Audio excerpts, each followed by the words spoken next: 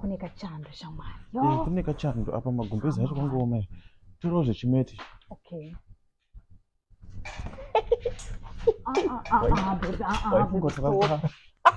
Waifunga wakangwara. Last time wakandivharira panze. Aiwa kwatambe chidaro amana. Aiwa tambe chidaro.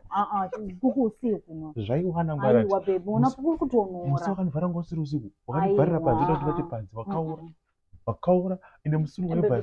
Waionera uchida wata mota nhasi ndati wata mota. Ndipe makezi. Makezi. Sabe budo nditese. Nasuru batawo pashi. Aiwa mana pepo nokukutunhu ndabula zvikukutyisa vedu. Wazondifonera. Anafoni. Wazondishedza uyazondikumbira zvakanaka ndako uyazondinyengerera. Pepe ndokumbirawo. Ndati chuma ndokumbirawo ofoni. Usapfugama. Ndati wazondishedza usati noiza mwarara. Ndati wozostishedza uyazondikumbira zvakanaka. Baby uremember here paya pandaikupimba baya.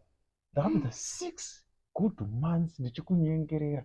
Iwe ungodinyengerera nepfugamo. Pfugamo iwe ndaikutengera zvo zvingani ndichikunyengerawo ndidevo. Uchindiramba 6 good months. Baby, saka ndozviri Wakungohla one night. Baby ndakakuda one. One night. Baby ndakakuda one. 6 good months versus one night. Baby ndokumbira. Waitovata mota uchionerwa uchikwira pamusoro pemota. Ayo bari kukusadaro. Asitanakisa baby. It's not fun anymore. Ndakuvaudza date vangu. Ndakuvaudza chete date vangu. Ndakuvaudza kutondiretsa panze. Ndakuvaudza. Baby puri kutyisa.